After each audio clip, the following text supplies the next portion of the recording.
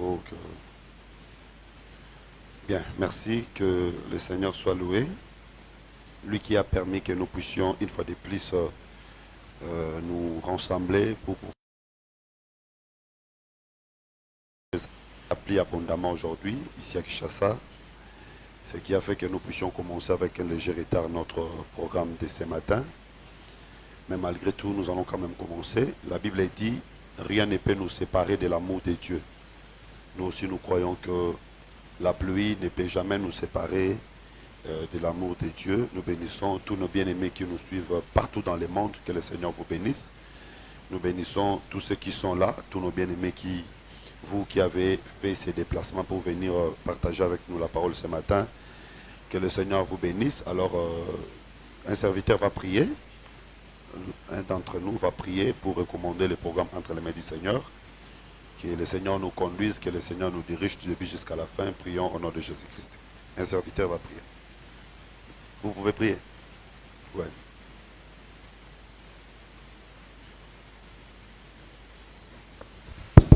Merci. Nous allons prier. Seigneur de grâces, nous te disons un grand merci, ainsi que nous recommandons ce temps de l'exposer entre tes mains.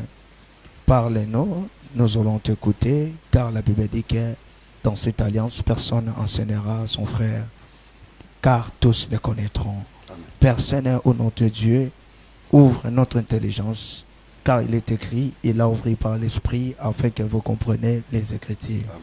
Du début jusqu'à la fin, entre tes mains saintes, au nom de Jésus. Amen. Amen. Que Dieu vous bénisse. Alors, nous allons commencer l'exposé de ces samedis. Aujourd'hui, c'est samedi 30. C'est le 30. Samedi 30 janvier 2021. Nous allons parler un peu sur la dernière dimension de l'évangile, qui est la largeur. Et après, nous allons faire un exercice. Nous allons sélectionner un thème biblique et nous allons essayer de parler de ces thèmes dans la doctrine, dans la connaissance, dans la prophétie et dans la révélation. Je vous avais déjà promis que nous allons parler sur les 12 fils d'Israël. Donc nous allons sélectionner ces thèmes, les 12 fils d'Israël. Alors nous allons parler sur ces thèmes dans la prophétie, dans la doctrine, dans la connaissance et dans la révélation.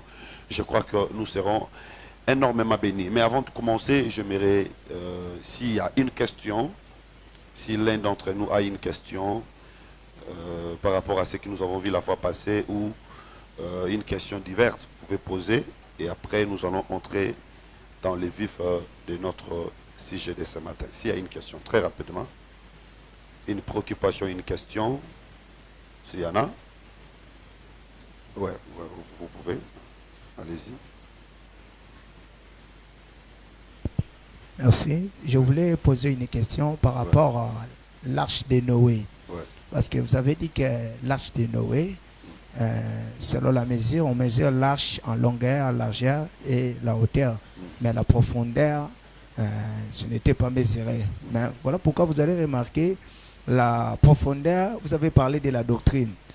Vous avez parlé de la doctrine, mais il y a ceux-là qui prêchent la révélation comme l'arche, comme Jésus, parce que l'arche c'était Christ, c'était Jésus-Christ.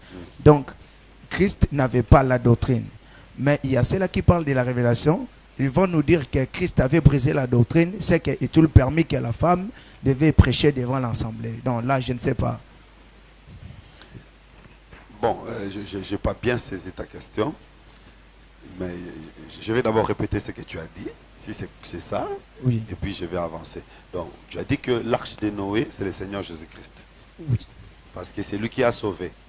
Alors, il avait la hauteur, la largeur, la longueur, mais l'arche n'avait pas de profondeur. Le profondeur. Alors, profondeur comme doctrine, Comme doctrine. c'est-à-dire que Jésus n'avait pas de doctrine. Oui. Voilà pourquoi, Dans la doctrine, dans la doctrine, nous interdit que la femme devait prêcher devant la l'assemblée. doctrine interdit qu'une femme ne prêche Oui. pas dans Mais l'assemblée. si Christ n'avait pas la doctrine en lui, Donc, mais Christ avait brisé automatiquement la doctrine parce que la femme a l'accès de prêcher. Non, mais Christ, c'est lui la doctrine. Oui. Christ, c'est lui la doctrine. Alors, maintenant, il faut... Pourquoi dans l'arche de Noé, il n'y avait pas de profondeur? C'est la question qu'il faut poser. Pourquoi il n'y avait pas de profondeur dans l'arche de Noé? Tout simplement parce que l'arche de Noé, c'était un cas exceptionnel. C'était pendant le moment où Dieu était en train de frapper Dieu était en train de frapper. Et ceux qui sont entrés dans l'arche, c'est le peuple qui a été sauvé. Vous voyez, donc c'est un contexte différent. C'est un contexte différent. Et quand on parle par rapport à la révélation, parce que parler de Christ comme arche, c'est la révélation. Vous voyez, on est dans la révélation. Il y a des éléments qu'on prend en compte, il y a des éléments qu'on ne prend pas en compte. Donc, quand on présente Christ comme arche de Noé, on ne peut pas dire qu'il manque la doctrine, non. On ne peut pas dire qu'il manque la doctrine, non, tout simplement parce que l'arche de Noé, c'est la restauration. Le monde était dans le péché, le monde était dans les mal. Dieu voulait restaurer. Et la restauration est venue effectivement avec l'arche de Noé. Donc, tous ceux qui sont entrés dans l'arche, c'est ceux qui sont entrés dans la doctrine. L'arche elle-même est devenue la doctrine. Donc, quand tu entres dans l'arche, tu entres dans la doctrine. Je ne sais pas comment je vais m'expliquer pour que vous puissiez comprendre. Mais à l'intérieur de l'arche, il y avait la profondeur. Parce que l'arche avait des étages. L'arche avait 3 étages. Donc la dernière étage là, c'est la profondeur de l'arche. C'est lui qui est au sommet et dans la hauteur. Mais c'est lui qui descend. Parce que dans l'arche, on pouvait descendre. Si tu es à l'intérieur de l'arche, tu peux descendre. Évidemment, c'est un peu difficile, mais si vous vous appliquez, vous allez comprendre. Bon, nous allons quand même lire ça. Allons-y. Genèse chapitre 6, hein, je crois que c'est ça. Genèse chapitre 6, verset 9. Frère Michael n'est pas là pour faire la lecture. Bon, je vais lire. Frère Didier, tu peux lire. Genèse chapitre, il faut venir ici. Il faut lire, il faut venir ici. Genèse chapitre 6, verset 9. Évidemment, c'est une question pertinente. Dans l'arche de Noé, il y avait la hauteur, il y avait la longueur, la largeur, mais il n'y avait pas la profondeur. Genèse 6, verset 9. Ouais. Voici la postérité de Noé. Noé était un homme juste et On intègre. va directement au verset 13. Alors Dieu dit à Noé, la fin de toute chair est arrêtée par devers moi, car ils ont rempli la terre de violence. Voici, je vais les détruire avec la terre. Fais-toi une arche de bois, de gopher. Disposeras cette arche en cellules. Tu disposeras cette arche en cellules. Allons-y. Tu la déduiras de poids en dedans et en dehors. Ok. Quand on dit que tu l'induiras de poids en dedans et en dehors, c'est-à-dire l'arche devait être imperméable. L'eau ne pouvait pas entrer dans l'arche. C'est la même chose avec la caisse de jonc dans laquelle on avait mis Moïse pour les mettre dans l'eau, dans le fleuve.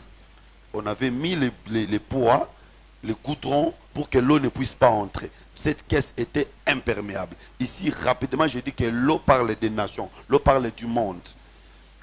L'arche, la caisse comme l'église, le monde ne peut pas entrer. Une bonne église doit être imperméable, ne peut pas faire passer les systèmes du monde à l'intérieur. Et tout enfant de Dieu doit également être imperméable face au système du monde. Le système du monde ne peut pas entrer en nous. Voilà pourquoi je vais aller plus loin pour dire qu'un enfant de Dieu ne peut pas faire passer les malédictions du monde dans son corps.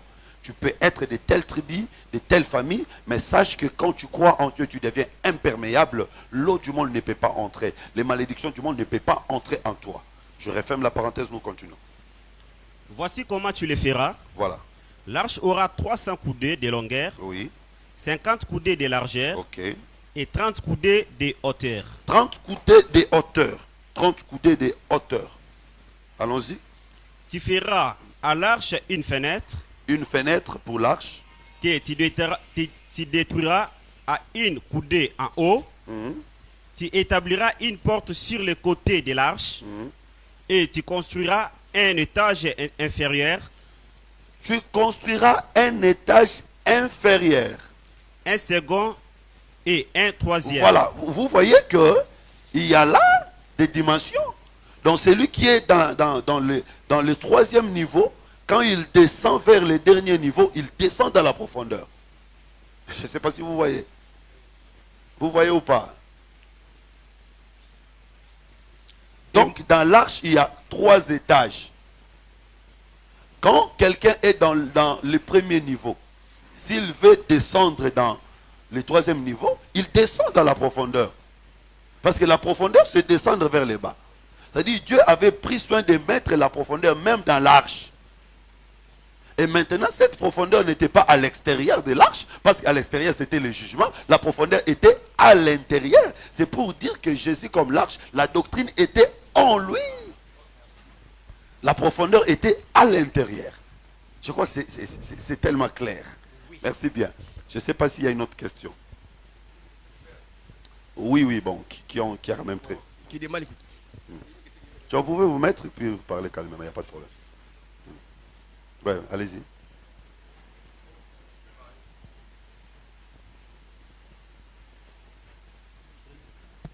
Merci beaucoup pour la parole. Je vais un peu avoir une précision parce que j'ai suivi plusieurs prédicateurs se déchirer ces derniers temps sur Caïn. D'autres confessent Caïn, c'est l'image d'Israël. Les autres refusent. Vous, qu'est-ce que vous dites à ce sujet? Sur Caïn. C'est Caïn, oui. Caïn est l'image d'Israël. Image d'Israël. Oui. Bon, d'autres refusent ces derniers temps. Même sur la femme de l'Apocalypse 12. Bon, je suis un prédicateur d'une assemblée à le Matité dire que cette femme-là représente la maison d'Israël du début jusqu'à la fin. Du début jusqu'à la fin. Mais d'autres prédicateurs prêchent cette femme comme image de l'Église. Ensuite, Israël aussi. Voilà. Mais lui a catégoriquement refusé. Et puis il veut même engager un débat, il invite les gens pour aller débattre avec lui. C'est pour ça que je vais un peu vers la lumière sur ce point-là. Bon, si quelqu'un veut les débats, il peut toujours le faire. Je vais dire, c'est ça l'importance de ce que nous sommes en train de dire. Les 4 dimensions de l'évangile. Donc, puisqu'il y a 4 dimensions de l'évangile, il peut y arriver que un même fait soit présenté de manière différente dans chacune des dimensions. Je prends l'exemple de Caïn. Sur le plan doctrinal, Jean dit ne ressemblait pas à Caïn parce qu'il est du malin. Ça, c'est sur le plan doctrinal. Ce que Caïn avait fait, c'est l'image du fils du diable.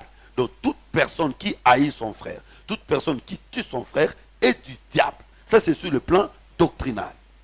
Maintenant, sur le plan de la révélation, Caïn peut représenter Israël.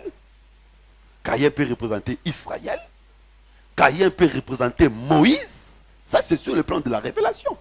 Peut-être que vous n'avez jamais entendu parler de Caïn comme Moïse. C'est lui qui a offert les sacrifices terrestres, les choses de la terre. Vous savez que Moïse veut dire tirer des eaux. Tirer des eaux, c'est la terre. Donc Moïse, c'était le chef de la terre. Et c'est ça Caïn. Voilà pourquoi ces offrandes ne pouvaient être que les produits de la terre. Et il devait, dans sa colère, tuer son frère. Allez dans Jean chapitre 19, la Bible a dit, nous avons une loi, selon notre loi, il doit mourir. Qui a tué Jésus? C'est la loi. Donc, ça, là, nous sommes dans la révélation. Et nous pouvons également, parce que dans la révélation, il y a plusieurs facettes, présenter Caïn comme étant le peuple d'Israël qui a tué son frère sur qui Dieu a mis une marque pour que personne ne tue Israël, personne ne détruise Israël. Et cette marque, c'est l'alliance. Et quelqu'un d'autre peut également présenter Caïn comme le diable. Ça, c'est dans une dimension. Il présente Caïn comme le diable, dont personne ne pourra le détruire jusqu'à ce que Dieu lui-même viendra le détruire. Donc, ce sont des dimensions. Et dans toutes ces dimensions, personne ne peut dire que ce que moi j'ai dit, c'est l'absolu. Non, parce que ce sont des dimensions. Donc, ce sont des dimensions, ce sont des images. Ça dépend maintenant de la dimension dans laquelle le prédicateur est en train d'évoluer. Alors, Apocalypse 12. Vous dites vous-même que cette femme est l'image. J'ai aimé ça. Elle est l'image. L'image n'est pas la réalité. Un prédicateur ne peut pas s'attarder pour dire que cette femme-là, c'est l'image d'Israël et Israël tout court. C'est l'image. L'image peut changer. Puisque c'est l'image, ça dépend du contexte dans lequel vous prenez cela. Israël n'est pas grosse aujourd'hui. Israël n'est pas grosse aujourd'hui. Israël n'a pas les fils. Parce qu'avoir les fils dans les ventres, c'est avoir la vie. Israël n'a pas la vie aujourd'hui. Donc quand un prédicateur dit que cette femme d'Apocalypse 12 c'est Israël, c'est dans quel temps? C'est dans quel temps? Parce qu'aujourd'hui, cette femme, Israël n'a pas les fils. Israël aura les fils après. Alors, quand on présente cette femme avec les soleils, la lune et les étoiles, c'est dans quel temps? Parce qu'aujourd'hui, Israël n'a pas ces signes. Dire cela, c'est manquer la maîtrise des temps. Aujourd'hui, les soleils, la lune et les étoiles se trouvent dans l'église. Et quand on voit les soleils, la lune et les étoiles, nous comprenons que les jours et la nuit sont rassemblés dans l'église aujourd'hui. Dans l'église aujourd'hui, nous avons les jours et la nuit au milieu de nous. Nous pouvons dire nous avons les deux alliances au milieu de nous et nous avons l'époux au milieu de nous. Nous avons le fils qui est la vie au milieu de nous. Et nous attendons l'enlèvement. Maintenant, quand le fils est enlevé, la femme va dans le désert pour être nourrie pendant un temps et la moitié du temps. Là, c'est autre chose, ça parle d'Israël. Donc, c'est question de comprendre les 4 dimensions de l'évangile. Et quand on parle, on maîtrise les 4 dimensions de l'évangile. Je crois qu'il n'y aura pas de problème. Bien, que Dieu vous bénisse. Alors, je crois que s'il n'y a pas une autre préoccupation, nous entrons dans la matière du jour. Nous avons fait une longue marche. Notre texte de base, c'est Ephésiens chapitre... D'abord, c'est Genèse chapitre 2, verset 10, où nous avons parlé d'un fleuve qui arrose les jardins. Ce fleuve était divisé en 4 bras. Et nous avons présenté les jardins comme étant l'église. Nous avons montré que l'église, c'est les jardins. Selon Cantique des Cantiques, chapitre 4, verset 12, Salomon présente sa femme comme un jardin fermé. Nous avons dit que l'église, qui est la femme aujourd'hui, est un jardin qui doit être arrosé par un seul fleuve. Nous avons montré, selon Jean chapitre 7, le fleuve, c'est le Saint-Esprit qui arrose l'église aujourd'hui, mais ce fleuve est divisé en 4 bras. Nous avons dit que le Saint-Esprit qui nous arrose aujourd'hui, l'évangile que nous écoutons aujourd'hui, est divisé en 4 bras, 4 dimensions. Et nous avons cité les 4 dimensions dans 1 Corinthiens chapitre 14, verset 6, la connaissance, la doctrine, la prophétie, la révélation. Alors, nous avons marié cela avec Ephésiens chapitre 3, verset 18, où l'apôtre Paul parle de la profondeur, la largeur, la longueur et la hauteur des dieux que nous devons connaître, nous devons maîtriser.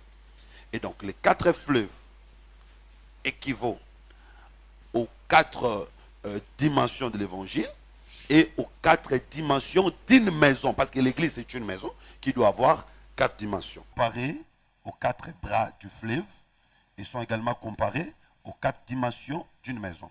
Alors nous avons dit que la première dimension, révélation, nous l'avons comparé au fleuve Pichon. Nous avons donné des éléments. Deuxième dimension, prophétie, nous l'avons comparé au fleuve Guillon. Nous avons également donné des éléments. Troisième dimension, doctrine, nous l'avons comparé au fleuve Hiddekel. Non, au fleuve Ephrate. Nous avons également donné des éléments. Alors, nous avons comparé révélation avec la longueur. Nous avons donné des éléments. Nous avons également comparé prophétie avec la hauteur. Nous avons donné des éléments. Nous avons comparé la doctrine avec la profondeur. Nous avons donné des éléments. Et maintenant, nous devons exploiter la dimension connaissance. Déjà, les samedis passés, nous avons commencé pour montrer que la connaissance est comparée à la largeur. La connaissance est comparée à la largeur. Pourquoi? Parce que la largeur, c'est l'image du bonheur. La largeur, c'est l'image du bonheur. Nous avons donné un texte qui démontre que la largeur, c'est l'image du bonheur. Genèse chapitre 26, verset 22. Nous pouvons commencer par là aujourd'hui. Genèse chapitre 26, verset 22.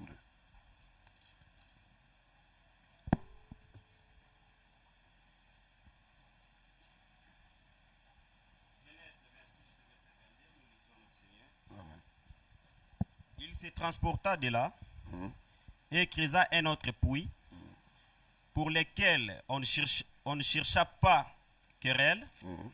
Et il appela Rehoboth, car il dit-il, l'Éternel nous a maintenant mis au large. L'Éternel nous a maintenant mis au large. Et nous prospérons dans le pays. Prospérerons la largeur, parce que quand il dit que l'Éternel nous a mis au large, c'est que le Seigneur nous a donné plus d'espace. Nous sommes devenus grands. Nous avons plus d'espace, donc c'est la largeur. Et il compare la largeur avec la prospérité. Il dit maintenant, nous allons prospérer dans les pays parce que le Seigneur nous a mis au large.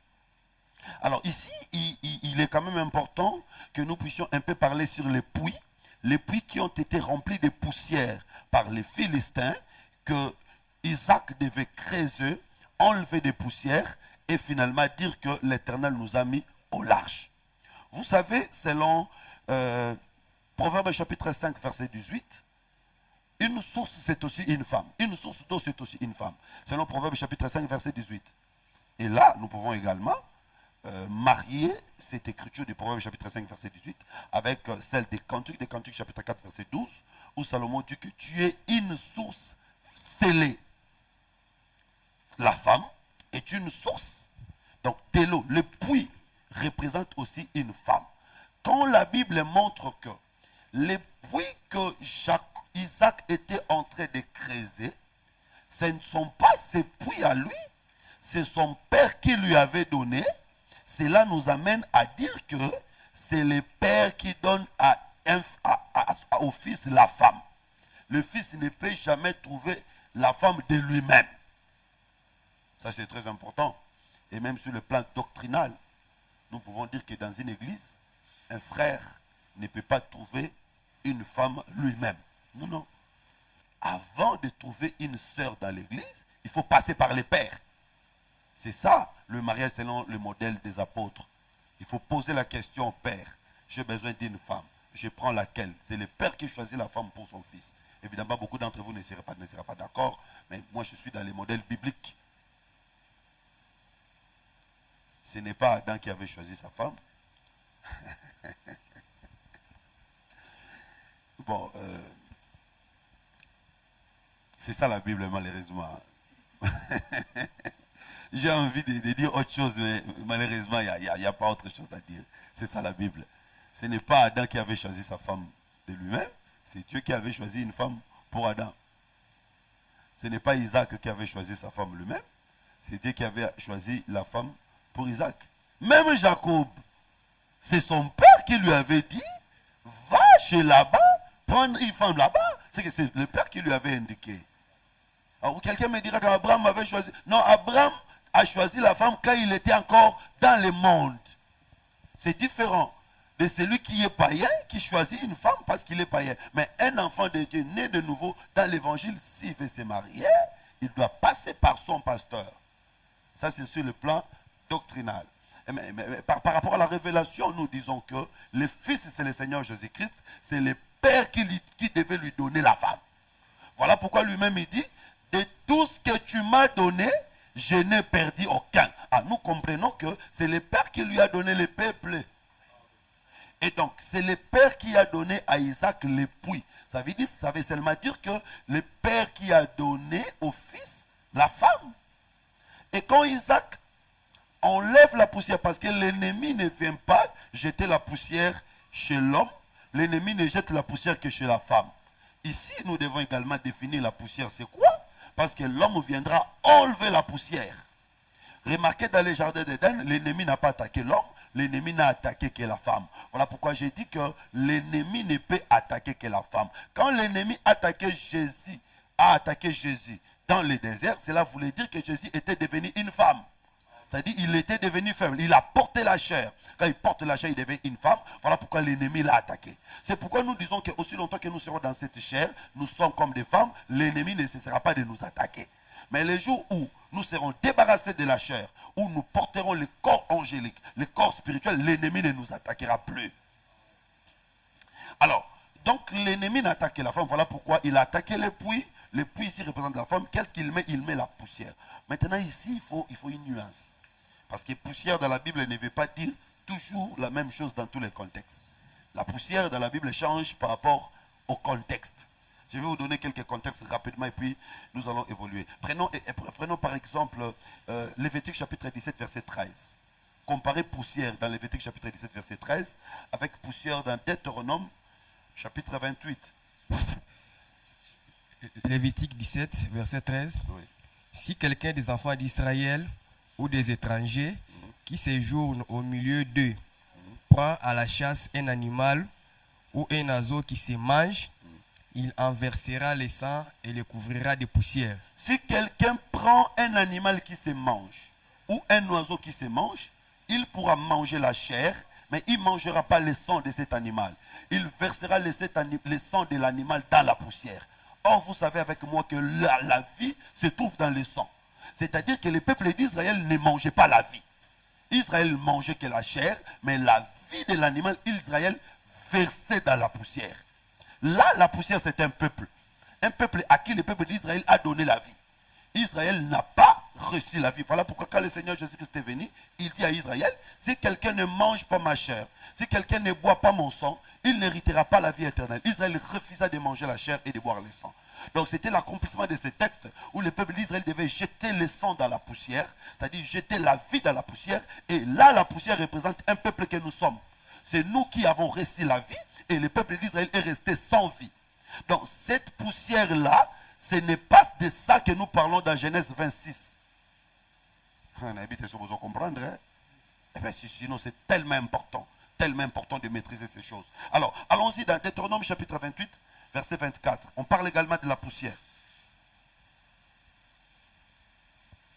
Deutéronome 28, verset 24. D'ailleurs, avant d'aller dans Deutéronome, parce que nous allons terminer par là, allons-y dans 1 Samuel chapitre 2. 1 Samuel chapitre 2.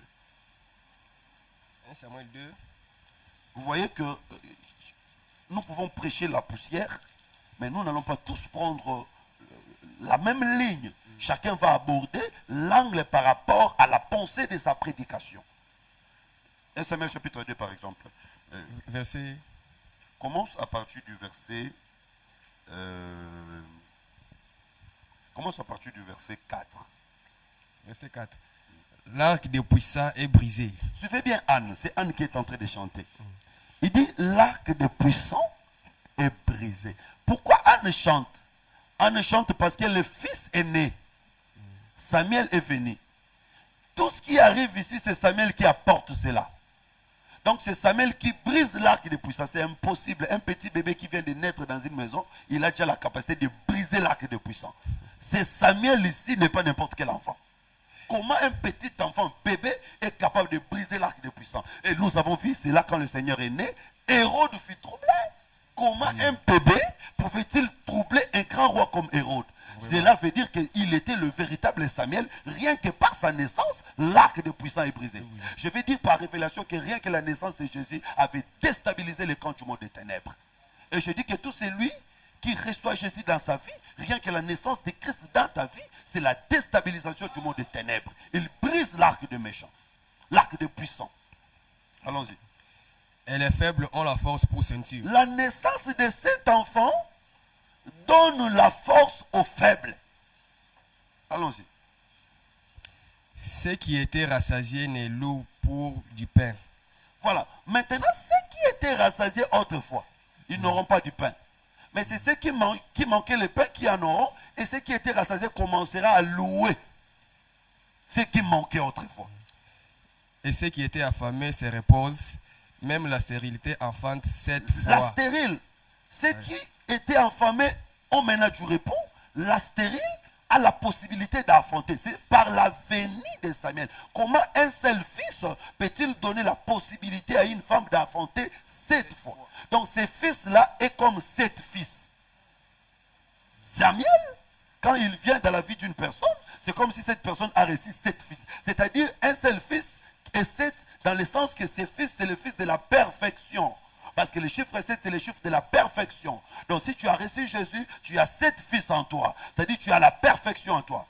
Voilà pourquoi on voit l'ange qui marchait au milieu de ce chandelier avait dans sa main 7 étoiles. Vous voyez, le fils ici, c'est la main parce que le fils est le chiffre 5.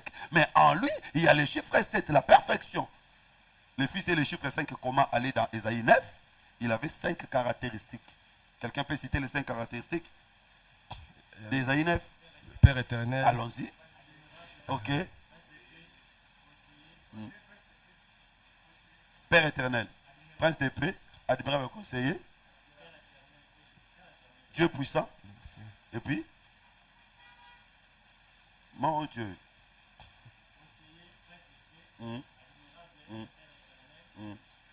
Dieu puissant. Il avait 5 caractéristiques en lui. Mais attention, dans les 5, il y a maintenant 7. Alors, il y a quelque chose que moi je poursuis là-bas.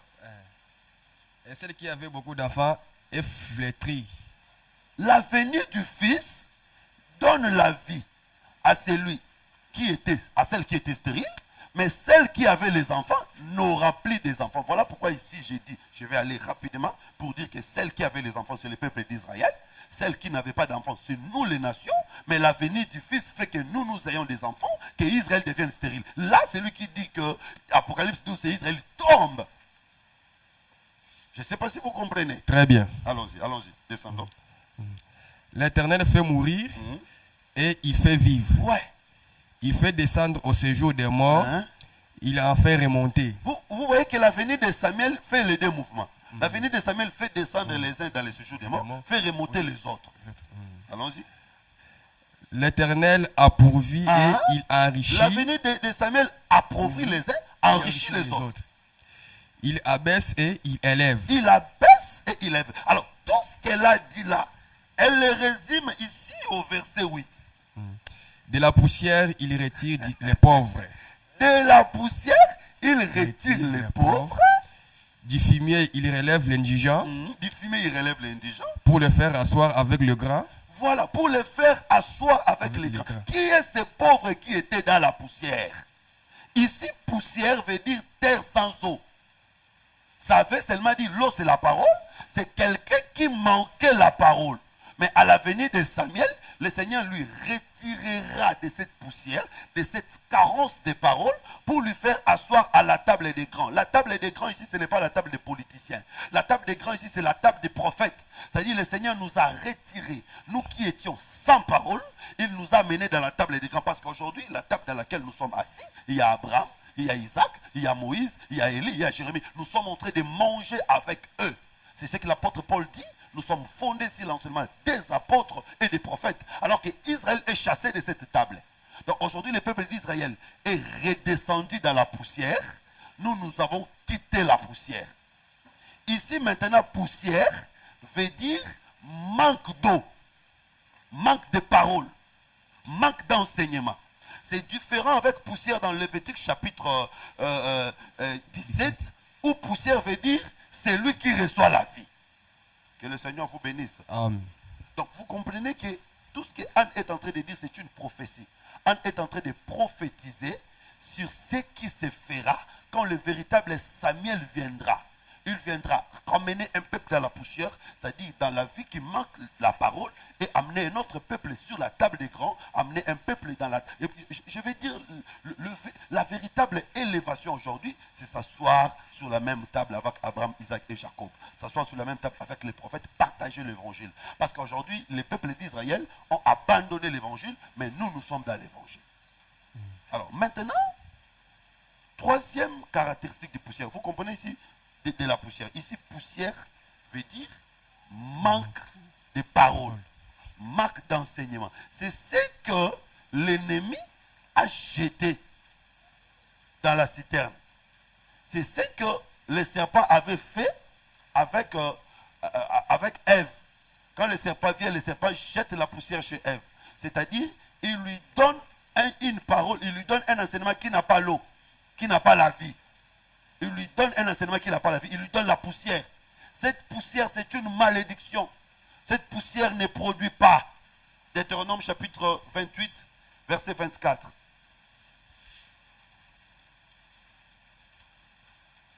Deutéronome 28, verset 24. L'Éternel enlèvera pour la pluie à ton pays de la poussière. On verra. L'Éternel enverra pour la pluie à ton pays de la poussière. La poussière. Vous voyez que la poussière, c'est aussi une pluie. Mais une pluie qui ne donne pas la vie. La parole, c'est une pluie. La poussière également, c'est une pluie. Donc, pour dire que la poussière, c'est aussi la parole. Mais une parole qui ne sauve pas. C'est-à-dire, quand le serpent a parlé dans le jardin d'Éden, c'était une pluie, mais une pluie de poussière. Une pluie qui ne donne pas la vie, mais une pluie qui donne la mort. Donc l'œuvre que les serpents avaient fait dans les jardins d'Éden, cette œuvre s'est poursuivie avec les Philistins.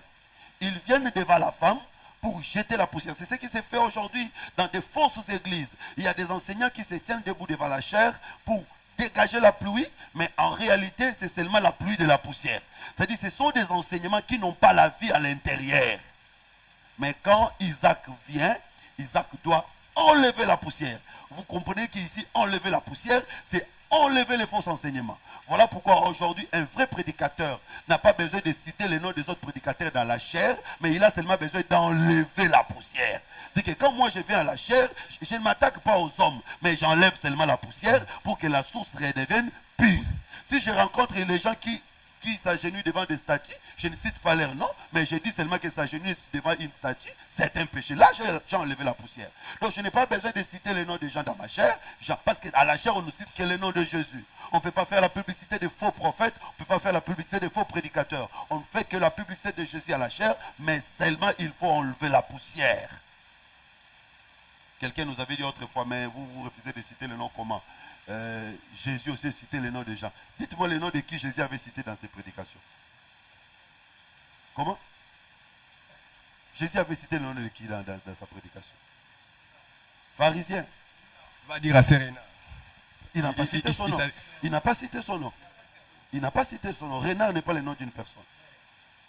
Quand il a parlé de César, il n'a pas parlé de César en mal. Il a parlé de César en bien.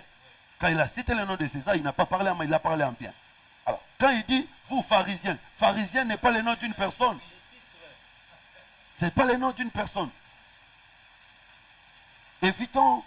D'ailleurs, moi, j'ai failli être traduit en justice parce que j'avais cité le nom d'une personne. Et là, si j'étais mis en prison, j'allais dire seulement que c'est à cause de Jésus. Ce n'était pas à cause de Jésus, c'est parce que moi, je n'ai pas bien géré ma bouche. Heureusement, le Seigneur m'avait fait grâce. Voilà. Donc, je vais dire que la poussière ici, c'est le faux enseignement que l'ennemi jette dans la femme. Alors, puisque cette femme-là appartient à Isaac, Isaac doit faire le travail d'enlever la poussière. Je vais dire à tous celui qui me suit, si tu es enfant de Dieu et que l'ennemi avait jeté la malédiction en toi, l'ennemi avait jeté les faux enseignements en toi, le Seigneur Jésus viendra enlever la poussière parce qu'il a besoin que tu redeviennes pur. Alors, vous comprenez ici que revoir le puits, c'était du bonheur pour Isaac. Quand il revoit le puits, Isaac dit que nous sommes maintenant au large. Parce que un puits, c'est le bonheur. Isaac voyait dans la révélation, Proverbe chapitre 18, verset 22. Proverbe 18, verset 22.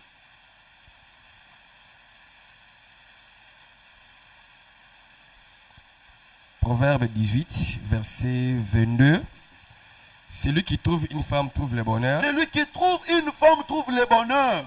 C'est une grâce qu'il obtient de l'Éternel. Oui, donc ici, puits veut dire femme. Retrouver puits, c'est retrouver le bonheur, c'est retrouver la largeur. Vous comprenez qu'il parle du bonheur ici, il parle de la largeur ici parce qu'on a trouvé le puits qui représente la femme. Bon, évidemment, aujourd'hui, je ne vais pas entrer là-bas parce qu'il faut interpréter. Celui qui trouve une femme trouve le bonheur. Est-ce qu'il faut-il vraiment le prendre toujours d'une manière littéraire? Est-ce qu'il faut vraiment prendre ça d'une manière littéraire? Pourquoi pas? Oui, parce que la parole de Dieu doit être la perfection. Quand la parole de Dieu dit quelque chose, ça ne peut pas changer dans des contextes, dans des situations. Je vous dis qu'il y a des femmes qui sont des malheurs et non des bonheurs. Est-ce qu'il y a une femme comme Jézabel, Akab peut dire aussi que j'ai trouvé le bonheur d'avoir trouvé Jézabel? Pas du tout. Pas du tout. Donc, quelle est cette femme-là qui est exclusivement le bonheur? Quand on la trouve, on est dans le bonheur. Et moi, je crois que cette femme-là peut être trouvée par tout le monde. Même une femme peut la trouver pour avoir le bonheur. Sinon, on dira dans le monde que les femmes ne peuvent jamais trouver le bonheur. C'est seulement les hommes qui trouvent le bonheur. Parce qu'une femme ne peut pas trouver une femme. Bon, je referme la parenthèse. Les jours où vous allez vouloir en parler, nous allons en parler.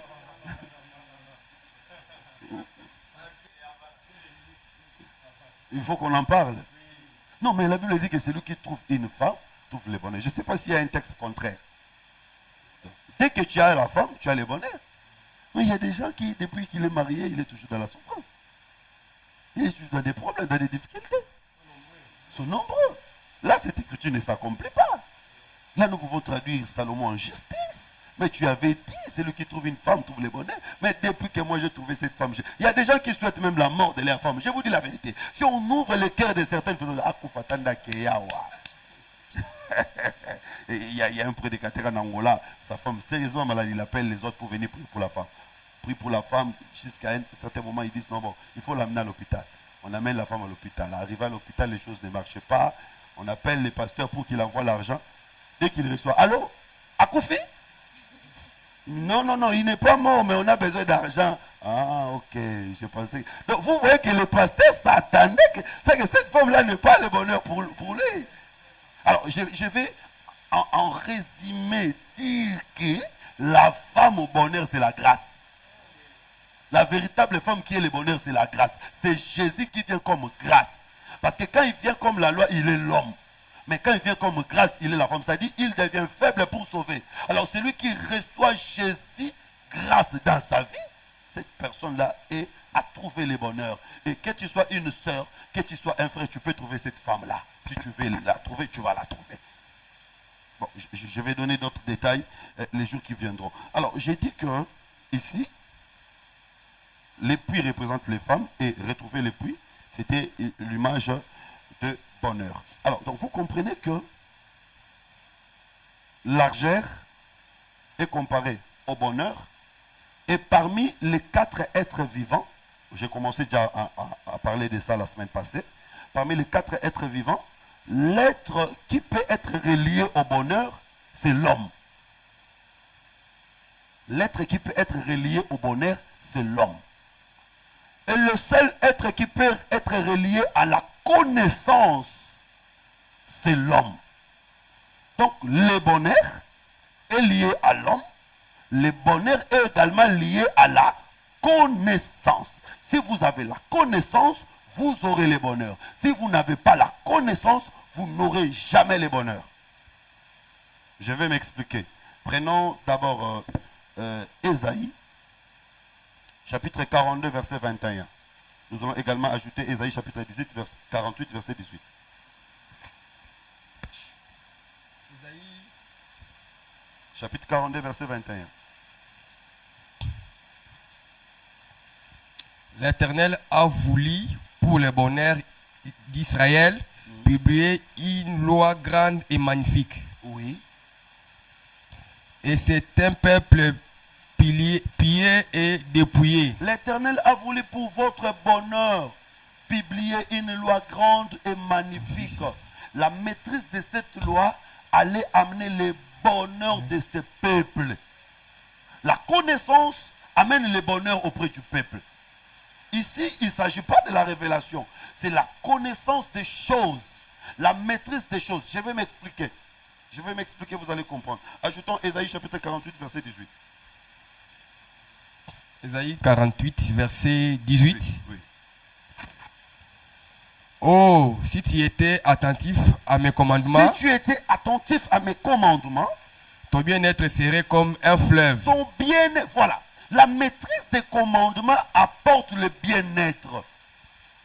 C'est-à-dire la connaissance, c'est le bonheur, c'est la largeur. Celui qui maîtrise les choses vivra. Je vais donner des petits exemples simples. Est-ce que tu sais que, même quand le Seigneur parle, par exemple, dans Exode chapitre 23, Exode 23, 25, lis ça. Exode 23, 25. Exode 23, verset 25. Vous servirez l'Éternel votre Dieu, Écoutez ce que le Seigneur dit. Vous allez servir votre Dieu. et il bénira votre pain Il bénira votre pain. et vos eaux, Il bénira vos eaux. et j'éloignerai la maladie au milieu de toi. Et il éloignera la maladie. Attention, attention.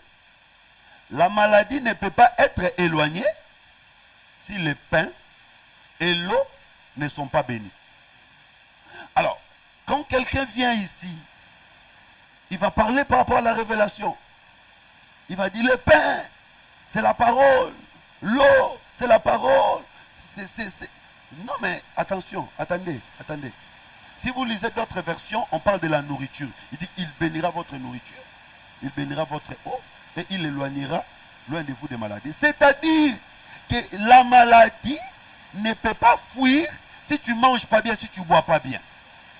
Et ici, je peux dire, Régie des eaux, en tout cas, je l'ai dit avec toute liberté, portez plainte si vous voulez, l'eau de la Régie des eaux aujourd'hui n'est pas propre à la consommation. Si tu veux que Dieu éloigne les amibes de ta vie, ne bois pas l'eau de la Régie des eaux. C'est-à-dire, ça c'est la connaissance. Pour vivre le bonheur, si tu veux que les maladies fuient loin de toi, il faut que tu manges bien, il faut que tu bois bien. Donc Dieu sait, pour éloigner la maladie de la vie d'une personne, je dois commencer par bénir sa nourriture et bénir son eau. Ça c'est la connaissance. Qu'est-ce que tu manges? Ici, il ne s'agit pas de la révélation, il ne s'agit pas non plus de la doctrine, mais de la connaissance. Pour manger, il faut que je prenne un peu de légumes. Je dois éviter des mi-congomis dans lesquels on met des formoles. Il faut que j'évite ça. Ça c'est la connaissance. Vous voyez que quelqu'un qui a la connaissance apporte du bonheur, du bien-être dans le corps. Celui qui a la connaissance, il sait que puisqu'il fait chaud, je ne peux pas m'habiller en couleur noire, par exemple. Je serai mal à l'aise toute la journée. Alors, puisqu'il a cette connaissance, la connaissance va lui apporter le bien-être. C'est-à-dire que la connaissance, c'est une ressource importante qui apporte le bien-être. Quand on ne sait pas, on n'a pas la connaissance, on n'aura pas également le bien-être. Donc ici, je veux seulement que vous puissiez comprendre. Je sais que cette écriture de Exode 23, nous pouvons également la parler par rapport à la révélation. Si nous voulons parler d'abord par rapport à la doctrine, nous disons qu'il n'y a aucun miracle, aucune puissance, aucune grâce sans pour autant qu'il y ait le pain. Le pain, c'est la parole. C'est que si tu viens dans l'église, tu as besoin d'être guéri, il faut d'abord que tu commences par manger, que tu commences par croire à la parole. C'est la parole qui apporte la guérison. Ça, c'est la doctrine. Ça ne change pas. Mais par rapport à la connaissance, vous devez dire à celui qui vient, quelqu'un qui vient auprès de vous malade, un pasteur, tu pries pour lui, c'est bien. Tu chasses les démons, c'est bien. Mais par rapport à la connaissance, pose-lui la question, qu'est-ce qu'il mange toujours? Quelqu'un qui vient dire, pasteur, l'ennemi m'attaque toujours, j'ai toujours des problèmes de maux de ventre. Par rapport à la doctrine, vous imposez les mains aux malades, les malades seront guéris. Ça, c'est la doctrine. J'impose les mains. Par rapport à la guérison, je crois que j'ai déjà prié, Dieu a déjà guéri. C'est la révélation, oui. Mais par rapport à la connaissance, il faut que je pose aussi la question, mon frère, ça a commencé comment? Qu'est-ce que tu sens? Va un peu voir le docteur Trésor. Parce que le ministère, c'est un travail interdisciplinaire. Vous savez, dans le travail du ministère, il y a plusieurs disciplines qui interviennent. Un frère qui a un problème, par exemple, des parcelles, on lui a volé sa parcelle, ou encore il est en train de se disputer la parcelle avec la maman voisine, qui vient chez vous, vous allez prier pour lui, pour que Dieu lui donne la victoire. Mais par rapport à la connaissance, ce n'est pas question de la prière. Par rapport à la connaissance, il faut aller chez le juriste. Donc, celui qui a la connaissance apporte le bien-être. Voilà pourquoi même dans l'église, la connaissance des TNK vidéo et d'Olivier permet que tout le monde nous suive. Ça, ce n'est pas la doctrine. Ça, ce n'est pas non plus la révélation, c'est la connaissance. Non, non. Donc, la connaissance apporte le bien-être. Quand tu connais, tu vas bien t'habiller avec peu d'argent. Tu vas bien manger avec peu. Tu peux faire de bonnes choses avec peu de moyens. C'est-à-dire la connaissance apporte le bien-être. Voilà pourquoi nous disons que la connaissance est liée à l'homme. C'est quelque chose qui est lié à l'homme. Alors, pour ce qui concerne les fleuves, quel est le fleuve qui est relié à la connaissance? Quel est le fleuve qui est relié au bien-être? 2 Rois chapitre 11 verset 22. Déjà, nous avions un 4e fleuve appelé Hiddekel. Le fleuve Hiddekel, Genèse chapitre 2 verset 12, la Bible dit que ce fleuve partait vers la Syrie. Hiddekel, quand on parle d'Hiddekel, on voit la Syrie. Maintenant, allons-y dans 2 Rois chapitre 17 verset 22. 2 Rois 17, 22. 2 Rois 17, verset 22. Les enfants d'Israël s'étaient livrés à tous les péchés que Jéroboam avait commis et ils ne s'en détournèrent point. Israël s'est livré à tous les péchés de Jéroboam. Allons-y. Jusqu'à ce que l'Éternel lui chassé Israël loin de sa face, l'Éternel les a chassés. comme il avait annoncé par tous ses serviteurs, les prophètes, et Israël a été amené en captivité loin de son pays, en Assyrie, Israël est amené en Assyrie. Allons-y. où il était resté jusqu'à ce jour. Jusqu'à ce jour. Ça, c'est très important sur le plan prophétique. Sur le plan prophétique, jusqu'à aujourd'hui, Israël est toujours en captivité. Alors, quelqu'un dira que jusqu'à ce jour, c'est par rapport à la date où ces livres étaient écrits. Mais moi, j'ai dit que par rapport à la prophétie, jusqu'à ce jour, Israël est toujours à la captivité. Il y a des gens qui disent qu'en 1948, quand Israël a eu l'indépendance avec l'avènement des Nations Unies, Israël est retourné. Non, ça c'est ce que nous voyons dans la chair, mais par rapport à la prophétie, Dieu voit toujours Israël dans la captivité. Et la terre d'Israël est occupée par un autre peuple. Si vous allez dans le verset 24, allons-y.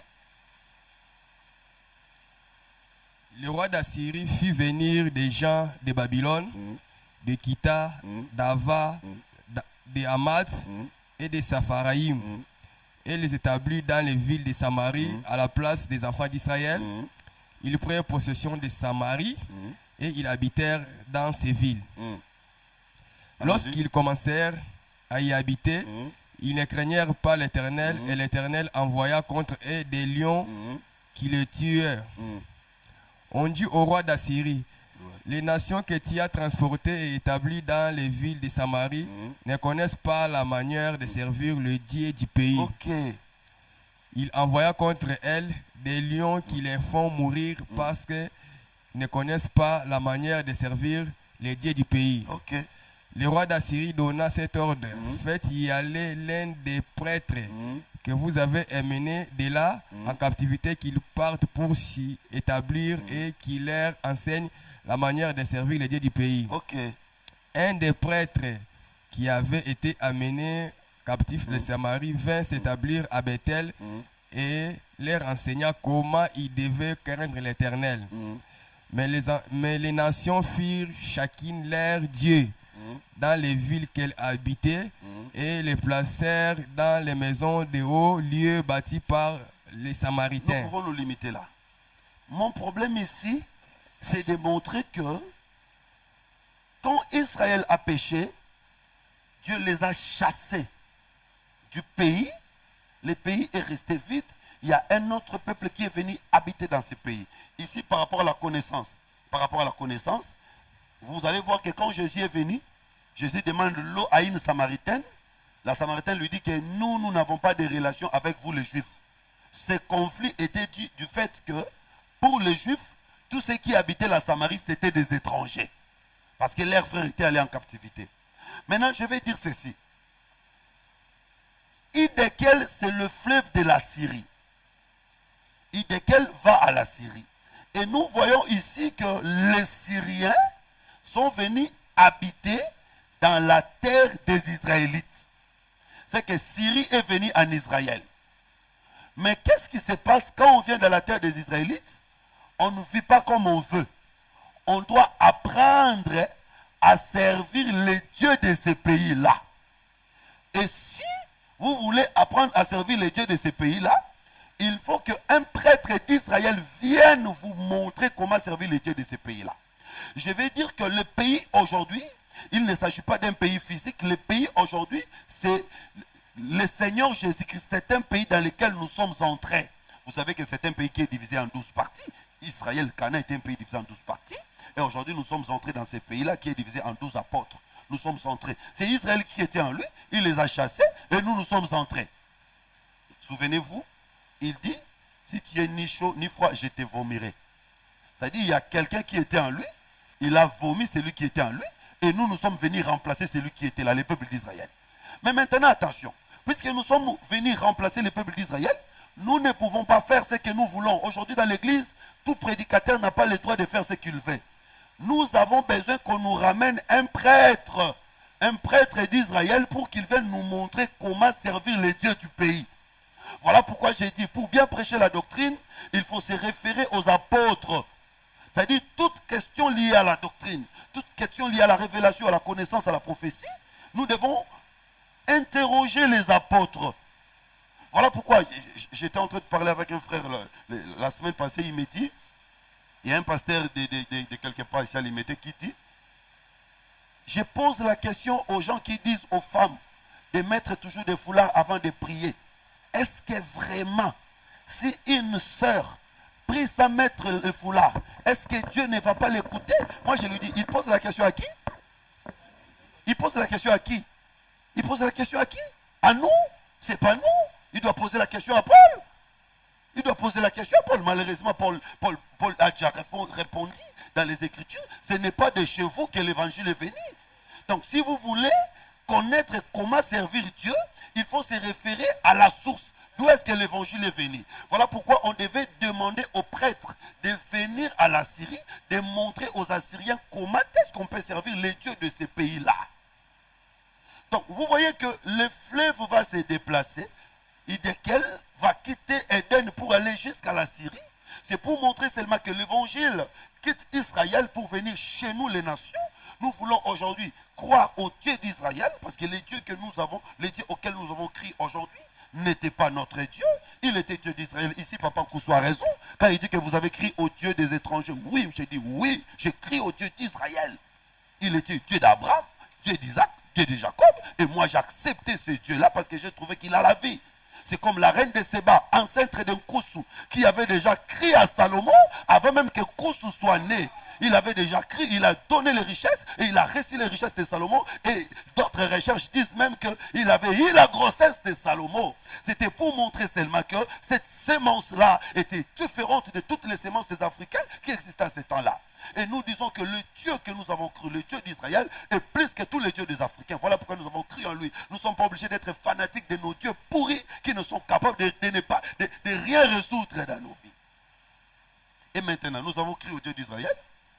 Nous devons également accepter qu'un prêtre vienne de là pour venir nous enseigner comment vivre dans l'évangile dans l'évangile auquel nous avons cru. Au cas contraire, il y a des lions qui sortiront et qui dévoreront. Oh, les lions ici, c'est le jugement. Je vous dis, bien aimé, si vous ne servez pas bien ces dieux, il y a le jugement qui vous attend. Alors, pour que le jugement ne soit pas là, il faut qu'un prêtre vienne d'Israël. Vous comprenez que tout ce que nous allons faire, tout ce que nous allons dire, ne peut être accompagné, ne peut être basé que sur ce que les apôtres ont dit. Donc, nous comprenons ici que Idékel, c'est le fleuve qui apporte le bonheur. Il y avait le malheur, il y avait la mort, il y avait des plaies. Mais quand Idékel vient, quand le prêtre vient, c'est pour enlever la mort, pour que la vie entre. C'est pourquoi j'ai dit maintenant que la véritable connaissance, c'est la connaissance que la parole de Dieu donne. Quand la parole de Dieu te donne une connaissance, la mort quittera ta vie et le véritable bonheur entrera en toi. Donc je veux dire que le véritable bonheur se trouve aujourd'hui dans la connaissance de la véritable parole de Dieu. Par là, j'ai dit que le Seigneur Jésus vous bénisse. Je ne sais pas à ce niveau-là s'il y a une question. S'il n'y en a pas, nous allons passer maintenant à notre deuxième étape. Pendant 30 minutes, je crois bien. Je ne sais pas si on peut me donner le temps là-bas. Vous avez combien de minutes chez vous? Plus, bon, on va prendre 30 minutes. Je sais qu'on est déjà à plus, on va prendre 30 minutes pour parler. Nous allons faire maintenant cet exercice-là. Prendre un texte et puis commenter ce texte-là dans différentes dimensions de la parole. Je crois que ça va beaucoup nous aider, ça va beaucoup nous faire du bien. Alors, j'ai choisi, comme je vous avais dit, les 12 fils de Jacob, les 12 tribus d'Israël. Aujourd'hui, nous allons commencer par Ribin. Et si nous terminons, gloire à Dieu, si nous ne terminons pas, nous allons continuer le samedi prochain. Bon, je vais quand même vous poser des questions hein, avant d'avancer. Est-ce que quelqu'un connaît quelque chose sur les 12 fils d'Israël? Qu'est-ce que vous connaissez sur les 12 fils d'Israël? Qu'est-ce que vous avez comme connaissance sur les 12 fils d'Israël? Ma soeur, vous appelez comment? Serge Mema. Qu'est-ce que vous connaissez sur les 12 fils d'Israël? Rien du tout. Pas. Non, vous connaissez quelque chose? Vous connaissez les noms des 12 fils d'Israël, de Jacob? Certains. Bon, nous allons parler à long et à large ici. Mais c'est Jacob qui était le père. Le père des 12 tribus. Je vais ici donner une précision.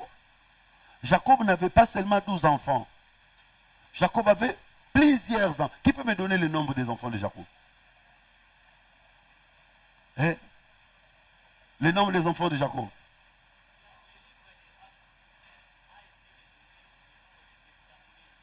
Non, mais 72, c'est l'ensemble. Et les petits-fils et les tout. Je dis les enfants de Jacob.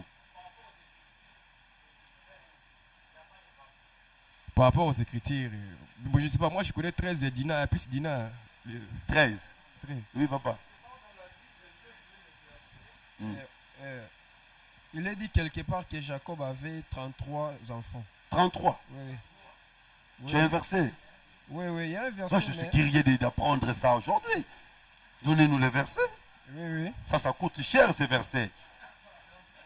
33 fils, allons-y. Oh, ben, c'est bien. Hein. En parlant de sa postérité, au fait. Postérité. Oui, oui. C'est où?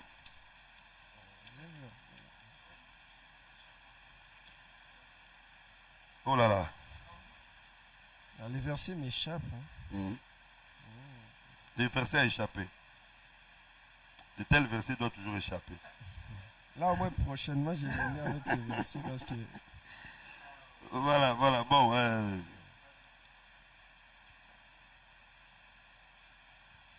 Mais je veux savoir, il avait combien d'enfants? Mon frère, tu as dit 13. Donc 12 plus 1, plus 1. Prenons Genèse chapitre 37. Verset 35. Il est venu en retard. Il a perdu sa place. Genèse 37, verset 35. Tous ses fils et toutes ses filles vinrent pour le consoler. Tous ses fils et toutes ses filles sont venus pour le consoler.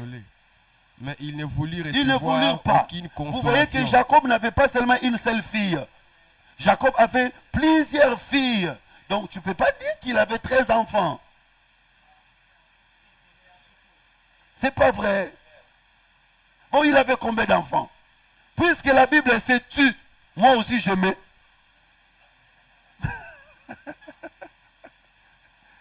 Je sais seulement et je retiens seulement qu'il avait plusieurs enfants.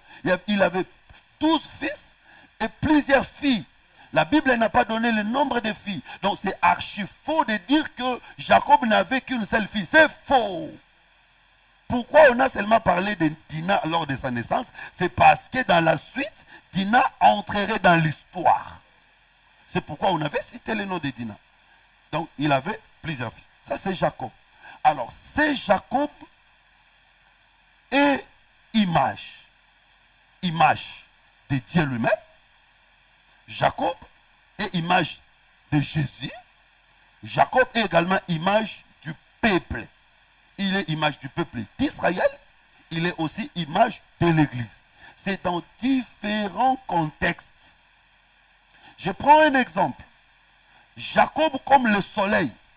Parce que dans Genèse 37, Joseph voit le soleil, la lune et les étoiles entrer d'adorer une étoile. Quand Jacob interprète, il dit, tu veux dire, moi, ta mère, tes frères, nous allons t'adorer.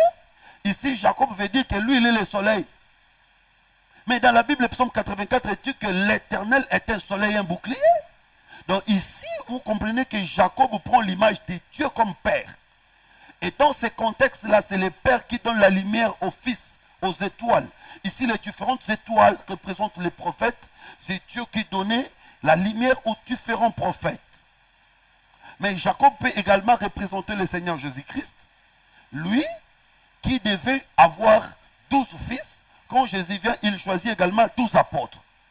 Jacob peut représenter le peuple d'Israël dans le sens que c'est lui qui devait être béni par Dieu.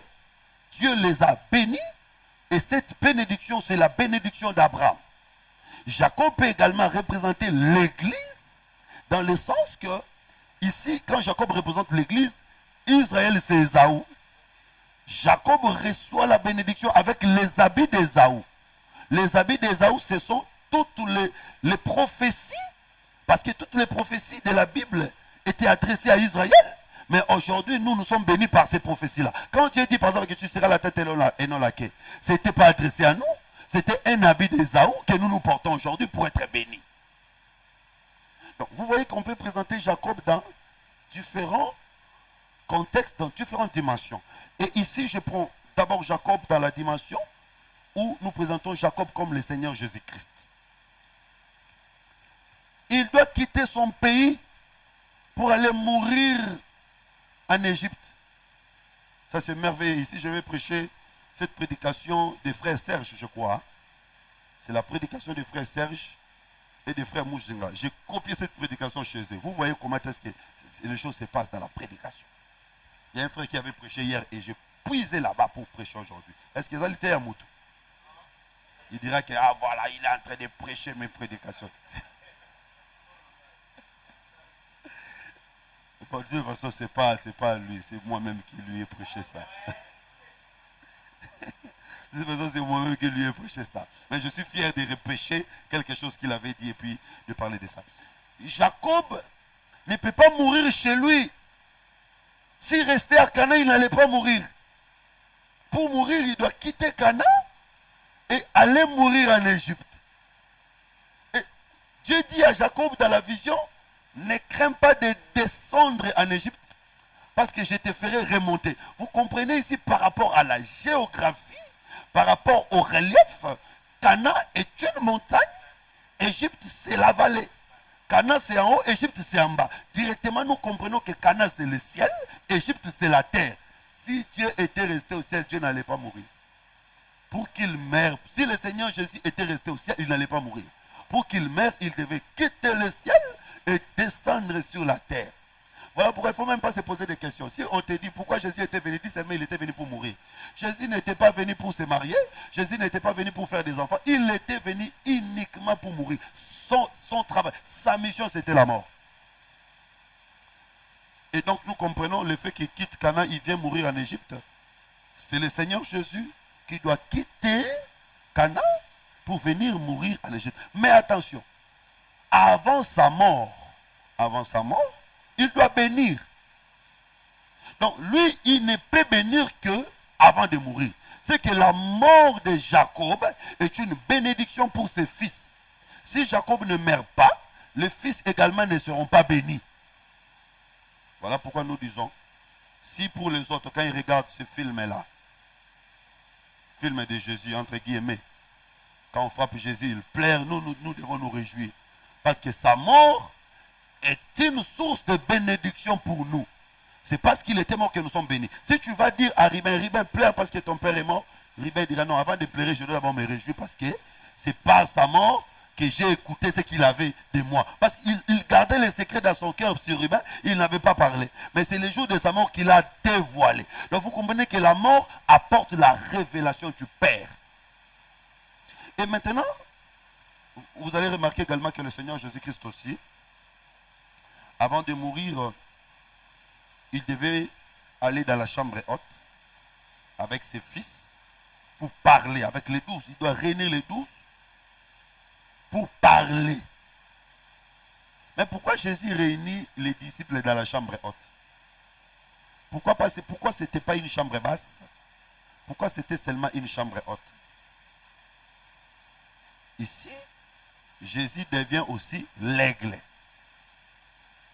Parce que l'aigle, la Bible dit qu'il amène la nourriture dans les hauteurs. Il vient, il prend la proie, mais il va manger dans les hauteurs. Voilà pourquoi vous allez remarquer que Jésus, quand il amène les disciples dans la chambre haute, il leur donne pas n'importe quoi, il leur donne la chair et le sang. C'est ça l'aigle, parce que l'aigle donne à ses petits une nourriture saignante, une chair qui a du sang.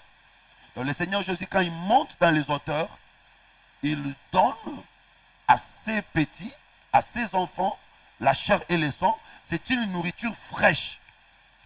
Il nous reste 10 minutes. Bon, nous allons faire l'essentiel. Il donne à ses enfants la nourriture fraîche. Je vais ouvrir une parenthèse. Il y a une certaine doctrine aujourd'hui, des gens qui se font appeler des aigles. Ils disent que nous sommes des aigles. Et ils mettent même l'image de l'aigle devant leur temple.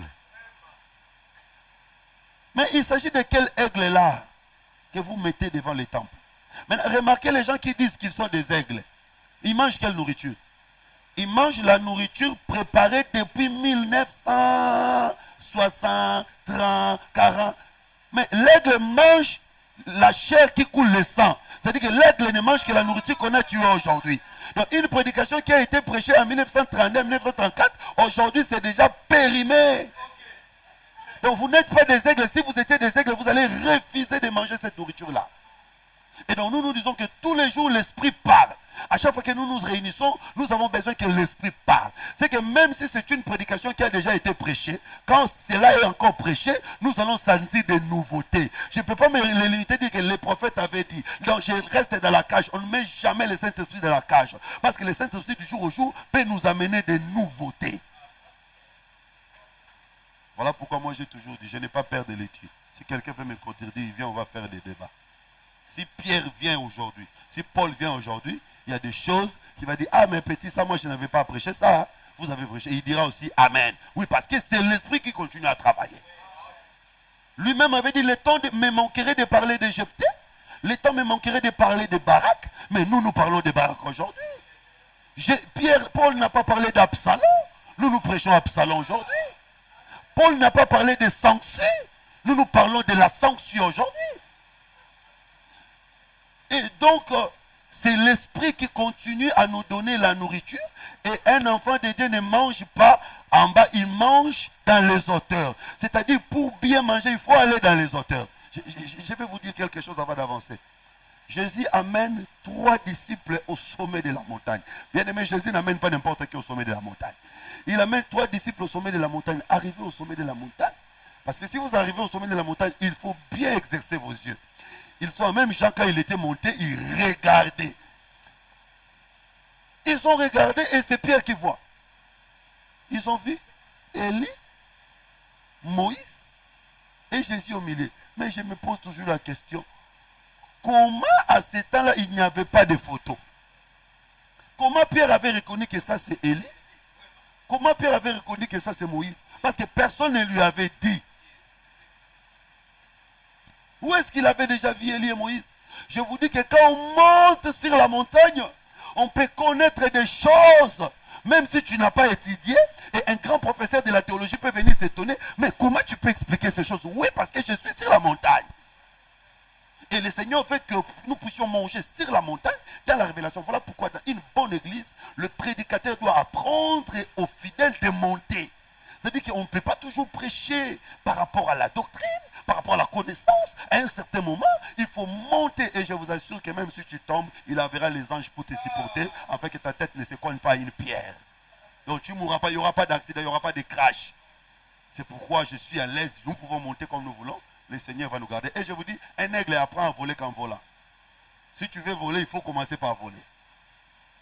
C'est en volant qu'on pourra voler. Et l'enlèvement, c'est le vol. Celui qui ne sait pas voler dans la révélation ne pourra jamais voler dans l'enlèvement. Alors, j'ai dit que le véritable Jacob, c'est le Seigneur Jésus qui amène le peuple au sommet de la montagne. Et là, il va dire des choses. Et vous allez remarquer, en Égypte, Jacob a béni 2 peuples. Jacob a béni les 12 fils. Jacob a également béni les 2 fils. Je crois que vous êtes au courant. Il a béni 2 fils. Il a béni aussi 12 fils. C'était déjà l'image des 2 peuples que Jacob va bénir par sa mort. Mais remarquez, qui sont bénis en premier lieu entre les 2 groupes? Les 2 fils ont été bénis avant et les 12 sont bénis après. C'est pour montrer, parce que les 2 fils avaient en eux le sang égyptien. Ils avaient en eux le sang égyptien. Malgré qu'ils ont le sang égyptien, ils sont bénis avant. Ceux qui avaient le sang israélite sont bénis après. Cela montrait seulement que le Seigneur Jésus-Christ, par sa mort, nous qui sommes des étrangers, nous serons bénis avant, Israël sera béni ensuite. Voilà pourquoi même pour ce qui concerne le salut, nous sommes sauvés avant, Israël sera sauvé après. Donc, aussi longtemps que l'Église n'est pas arrivée à la perfection dans sa totalité, il n'y aura pas restauration pour Israël. Voilà pourquoi tous les signes que nous voyons aujourd'hui ne sont que des préfigurations. Il n'y a aucun signe de la restauration d'Israël jusqu'à aujourd'hui, parce que la restauration d'Israël ne commencera que quand l'Église sera sauvée dans sa totalité. Évidemment, les deux fils-là représentent l'Église, mais pourquoi deux? Parce que l'Église est formée de deux groupes. Il y a une partie d'Israël et une partie des nations. Les deux forment les groupes bénis en premier lieu et les 12 autres seront bénis après. Ça, c'est une observation importante à faire. Alors, premier fils, c'est Ribin. Premier fils, Ribin. Nous allons... Est-ce qu'il faut qu'on aborde ça aujourd'hui ou on pourra aborder demain? Parce que le temps est fini. Donc, premier fils, c'est Ribin. Nous allons aborder Ribin le samedi prochain. Là, je vous assure qu'il faut serrer des ceintures. Hein? Il faut serrer des ceintures parce que c'est révélation sur révélation, révélation. Si nous redescendons un peu dans la doctrine de la connaissance, nous rentrons dans la révélation et la prophétie. Révélation, révélation, révélation. Donc, vous allez même me traiter de fou, mais c'est la folie dans les Seigneurs. Bon, de toute façon, je ferai un effort pour ne pas être fou devant vous, mais il y a des choses difficiles à supporter quand on parlera des Ribins qui prend la femme de son père. C'est merveilleux. Alors, nous allons nous limiter là pour aujourd'hui. Je ne sais pas s'il y a une question, rapidement par rapport à ce que nous avons dit. Papa Pichou, malgré que vous êtes venu en retard, bon, ce n'est pas votre faute, c'est la pluie. Bon.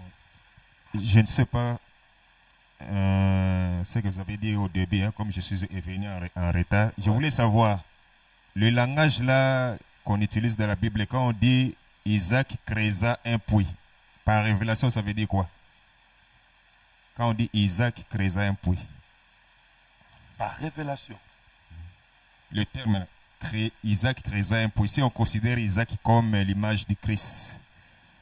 Bon, Isaac qui crée un puits. J'ai dit creuser ici, c'est enlever la poussière. Isaac n'a pas vraiment creusé, mais il a enlevé la poussière pour restaurer le puits qui existait déjà. Et j'ai dit ici, enlever la poussière, c'est enlever les faux enseignements. Poussière comme malédiction, le Seigneur Jésus, comme véritable Isaac, était venu enlever la malédiction qui était entrée en nous, afin que nous puissions retrouver notre véritable nature. Maintenant, vous allez remarquer que Isaac ne travaillait pas seul. Il avait ses hommes. Ces hommes faisaient cet office d'enlever la poussière dans des puits. Et les hommes d'Isaac aujourd'hui, ce sont des ministres qui sont là pour enlever la poussière. Enlever la poussière, c'est enlever les faux enseignements.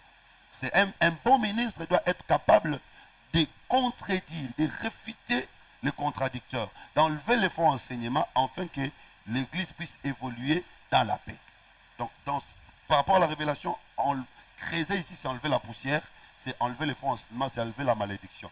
Nous pouvons même aller plus loin pour dire que c'est aussi le service de délivrance. Parce que quand on fait un service de délivrance, on est en train d'enlever la poussière dans la vie d'une personne pour que cette personne puisse évoluer. C'est ce que les hommes de Dieu doivent aussi faire.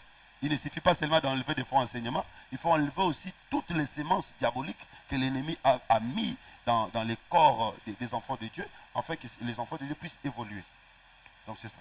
Merci. Très bien. Une autre question s'il y en a? Oui, frère, je reste. Merci pour la question. Oui. Vous avez dit que dans l'ancien temps, il n'y avait pas de photos pour connaître de personnes. Mais Pierre a reconnu Élie et Moïse sur la montagne de transfiguration. Alors vous avez dit que pour voir un peu loin, il faut être sur la montagne. Ouais. Alors la montagne, dans ces versets-là, vous prenez ça comme quoi? Comme révélation. Je dis que quand on va dans la révélation, on peut expliquer des choses qu'on ne peut pas expliquer quand on est sur la terre. On peut voir des choses que tu n'as pas vues même dans les études. Donc la montagne ici, c'est la révélation. Il faut aller dans la révélation pour comprendre, pour connaître. Merci. Ouais. Merci. Je voulais juste savoir, merci pour la parole. Je voulais juste savoir, parce que vous avez expliqué la montagne comme la révélation, mais vous avez dit que Christ comme l'aigle, l'aigle a fait monter ses petits dans la montagne pour faire voir Élie, Moïse ainsi. Mais par rapport aux 4 bras, vous avez dit que l'aigle, c'est c'est les prophètes, c'est la La prophétie. La prophétie. Et tandis que Lyon parle de la révélation. Et c'est un peu nous expliquer par là. Très bien. Vous allez comprendre que la révélation marche de pair avec la prophétie. La révélation marche de pair avec la prophétie. Et même pour voir loin, c'est la prophétie. Vous voyez, la prophétie nous permet de voir. Parce que nous allons entrer dans des choses prophétiques. Dans cette école, nous allons plus nous asseoir dans la prophétie. Voilà pourquoi je veux que nous puissions aller d'abord dans la révélation. Parce que la prophétie marche vraiment de pair avec la révélation. L'aigle, c'est l'image de la prophétie. Les lions, c'est l'image de la révélation. L'aigle est les rois, les lions c'est les rois. C'est-à-dire qu'il y a un élément commun entre les deux, c'est la royauté, l'autorité, la puissance. Et parmi les 4 êtres vivants, il y a 2 qui sont des sacrificateurs, il y a 2 qui sont des sacrifices. L'aigle et les lions sont des sacrificateurs, ceux qui déchirent la proie. L'homme et les veaux sont des sacrifices, ceux qui sont déchirés. L'aigle et les lions, c'est la prophétie, la révélation. L'homme et les veaux, c'est la connaissance et la doctrine. Donc, montagne, je la présente comme révélation. Aigle, c'est la prophétie qui permet à la personne de voir loin. Et par définition, toute prophétie est une révélation. Par définition, toute prophétie est une révélation. Quand on dit apocalypse, du grec, c'est révélation. Pour Apocalypse, c'est une prophétie, mais c'est avant tout une révélation. Parce que c'est un dévoilement des choses. Alors, quand est-ce que révélation devient prophétie? Révélation devient prophétie quand il met un accent sur le temps. En ce moment-là, révélation devient prophétie. Mais quand révélation ne met pas accent sur le temps, elle est révélation. Mais quand elle insiste sur le temps, elle devient prophétie. Donc, elle marche un peu de pair. Voilà pourquoi, de plus en plus, vous allez voir que ça aura tendance à se croiser. Et la doctrine et la connaissance auront également tendance à se croiser au fur et à mesure que nous allons marcher. Mais je voulais aussi savoir, parce que, est-ce que la révélation est sortie de la prophétie ou la prophétie est sortie de la révélation? Parce que j'avais écouté un pasteur qui dit que la prophétie est sortie dans la révélation. Connaissance, doctrine, prophétie, révélation, ils sont tous sortis dans une même source, le Saint-Esprit. Hein, c'est le Saint-Esprit qui vient comme le fleuve et maintenant qui se divise en 4 bras. Alors, révélation est sortie dans la doctrine est sortie dans la révélation. L'un porte l'autre, ainsi de suite. Ça marche de pair. Je vous ai dit que toute la parole de Dieu est une révélation. Toute même la doctrine, c'est avant tout une révélation. Parce que ce n'est pas quelque chose de la terre, c'est quelque chose qui vient du ciel. Et donc, on trouve l'un dans l'autre. Donc, on ne peut pas les séparer. Si nous séparons, nous pouvons les différencier dans les accents. C'est comme je vous dis que si on parle de la révélation sans mettre accent sur le temps, on est dans la révélation. Mais quand on met accent sur le temps, on est dans la prophétie. Quand on met plus accent sur la connaissance des faits, on est dans la connaissance. Et même quand on met accent sur les limites, on est dans la doctrine. Je vais vous parler de la connaissance dans la prophétie, parce qu'il y en a aussi, connaissance dans la prophétie. Si nous voulons par exemple parler de 4 royaumes qui ont dominé Israël, nous sommes où? Nous sommes dans la connaissance ou nous sommes dans la prophétie? Qui peut répondre? Nous voulons parler de 4 royaumes qui ont dominé Israël. Babylone, Médo-Perse, Grèce, Assyrie. Nous sommes dans la connaissance, mais c'est une portion prophétique. Vous voyez que la connaissance intervient également dans la prophétie. Et je vous dis que sans connaissance, tu ne pourras jamais prêcher la prophétie. Parce que la prophétie suppose la maîtrise de l'histoire. Et c'est là où nous disons qu'il y a une différence entre eschatologie et prophétie biblique. Parce que l'eschatologie, c'est l'étude des événements passés, présents et à venir. Surtout, on met plus l'accent sur les événements à venir. Ce sont des faits littéraires. Parce que dans l'eschatologie, on table sur la connaissance. Maintenant, la prophétie biblique peut révéler des choses à venir même dans le passé. bon, c'est vrai que ça va nous amener à anticiper les choses, mais nous pouvons parler des besoins en voyant seulement Moïse et Élie, nous parlons des besoins.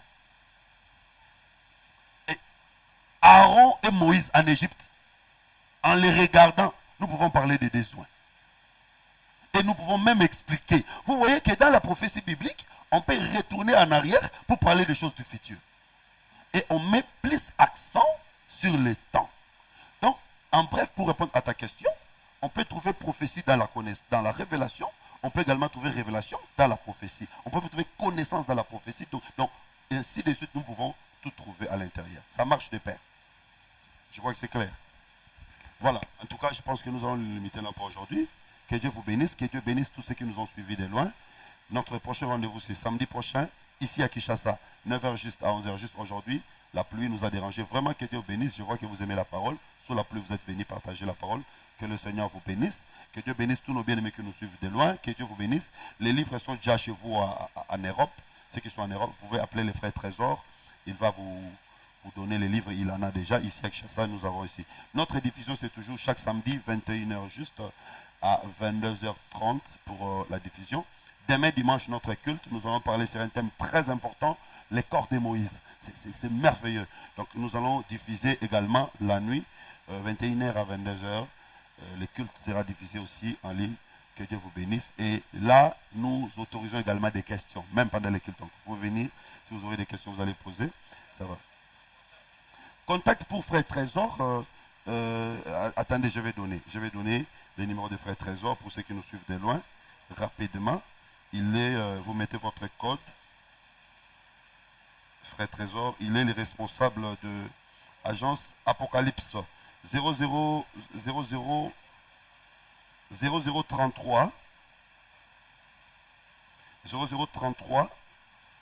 777 3 fois 0033 777 3 fois 67 51 46. Donc 777 67 51 46. 777 67 51 46. Vous mettez votre code et vous l'appelez. Vraiment que Dieu vous bénisse. Je ne sais pas si on a un autre communiqué. Nous avons une communication pour ce qui concerne la parcelle que nous sommes en train de construire, mais nous allons la donner la semaine prochaine, le temps qu'on réunisse tous les éléments. Que Dieu vous bénisse. Vous allez prier pour clôturer avant de passer aux autres communications. Et bien-aimé homme de Dieu Caleb, tu peux prier pour clôturer la séance d'aujourd'hui. Seigneur, je te loue parce que tu étais avec nous. Seigneur, tu nous as parlé incomparable de toutes les choses merveilleuses, tendre Père. Voilà pourquoi je te loue. Donne-nous encore, tendre peu, la force ou la compréhension de comprendre ta parole. Je prie au nom de notre Seigneur Jésus-Christ. Amen. Amen.